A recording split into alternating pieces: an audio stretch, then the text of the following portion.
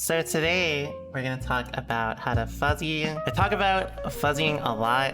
I don't think it's as relevant in Strive as essentially it was essential in Exer. Like if you did not fuzzy, you basically there was a limit to how high you could go, right? But in Strive it's a little more there's a little more ease with it. It's a bit more beneficial to just do it, but you don't need to really like do it as much, but still very important, and it will help you, especially if you play a character with like poor defense, you know, like Zato for example. I'm going to show you guys first of all what got me into fuzzying, and I'm going to show some examples, right? So this is actually the video where I learned how to fuzzy. So just to clarify, when I say fuzzy, I'm not referring to an F-sheet.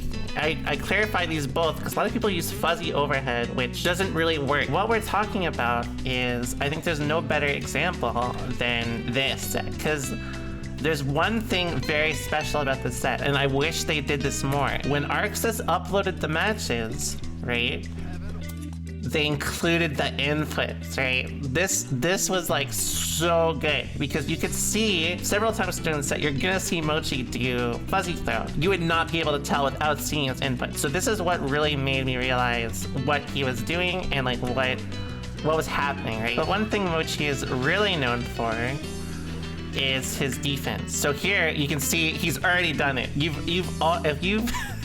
So you can see here, as soon as Takehara dashes, he flickers FD, and you can see this is essentially 4H. So 4H in old games was essentially throw. So you could translate this as essentially he flickered FD and then he tapped throw, right?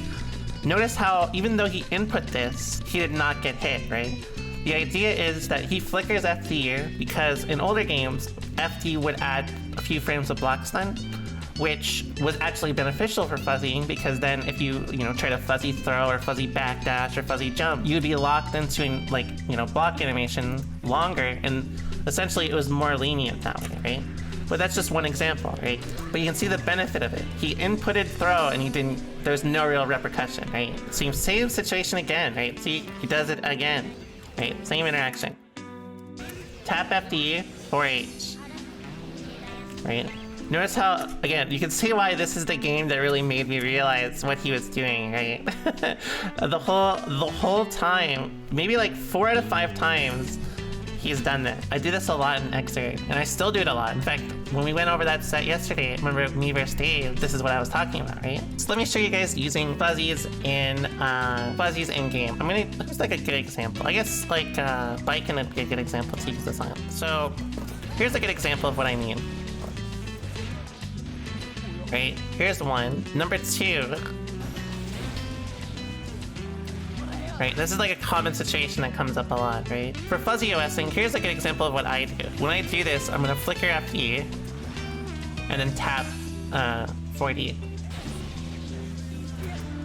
You can see I'm inputting FD here, right? If they do a button, I just block.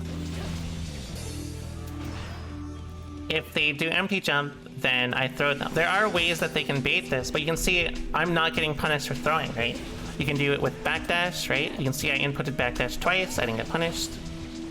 You can do it with jumping. You can see there I inputted jump. This is how, if you ever see me do this, like I flicker FD then I throw, that's a very obvious tell that I'm fuzzy throwing. I need to stop doing FT into this because there's no reason not to anymore. Like before in older versions, it was worth it because FD had more block stun, right? But not anymore, so there's no reason to do it. Of course, it works a little differently with guard crush in some interactions, because obviously like one thing you could do is you could like fuzzy dash, fuzzy backdash, so sometimes you can get fucked for it if they guard crush you. But like in most situations, like on safe jumps, if you're not doing this, then that's something you should implement. It's like there's not much reason not to implement it because like one, it's hard as fuck in this game to actually bait this. Like you basically have to do like this, right? Or like for example, like Biken could probably do it, but it's not really that common that characters could do this. I do these sort of things a lot when it comes to defending, like either like, not always like fuzzy mashing. Sometimes with fuzzy mashing, I won't flicker FD, I'll just do like,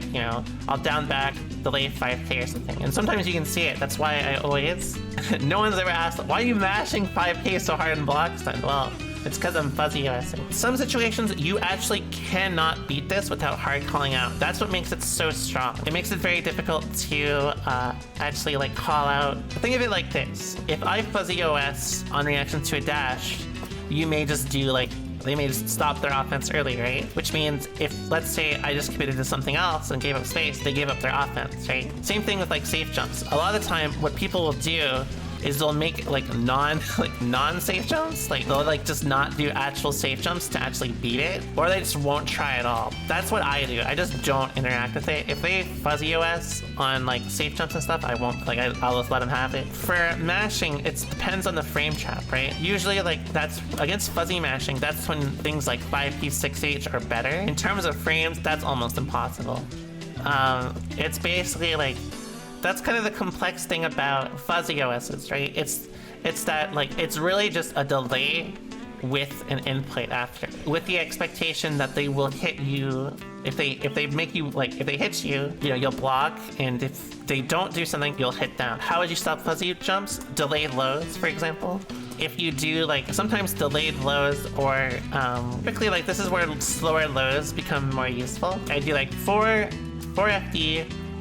Fourth throw, and then I go back to FD immediately, right? Same with like fuzzy jump. It's like essentially like you could FD jump. You don't always have to FD. Again, there's not much point to in the current version. It's just a good tell, right? And before, it used to be a lot more useful to FD, but this is like, it's a good way to describe the example. You know what I mean? Like it's a good way to describe like you can clearly see with when Mochi flicker FD and through, you'd know, right? Like it, I mean, you can see the inputs, but like every time it happened, you'd be like, okay, he's doing fuzzy throw there. It's super important, and especially against characters that do low amounts of damage, because like essentially fuzzying can be like, some characters like trying to fuzzy consistently against Nago or like Happy Chaos or Soul can be kind of bad. Against Soul, you have to fuzzy to a degree anyways, but it makes it a lot harder for him. But like if you fuzzy someone like Millia or Chip, it doesn't really matter as much, because like they're gonna do the same amount of damage anyways. I do it almost every time against Chip in different ways. Like I almost always fuzzy mash,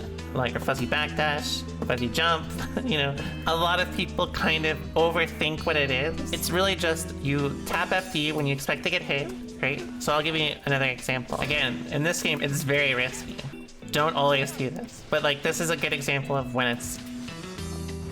You can see on the left, I did FD, I instantly went to throw. In fact, I got 2D, so if this actually came out, I would have died. Basically, you get the point. It's whenever you expect to be in block stun, you can input like a throw or a backdash or something like this, and this is how fuzzying works. Like, the more layers it creates, the better for you, because like dealing with fuzzying, depending on what it is, like fuzzy matching is not always super hard to deal with. It depends really on the character and situation, but like, you know, there are a lot of things like this. Typically, again, I would not recommend FDing, because if you do this every time, it'll just be a tell if they understand what fuzzying is. But luckily, not a lot of people seem to know what this is anymore. So like, it's very, very, very good. You remember when I made that video about like how doing nothing can be super effective?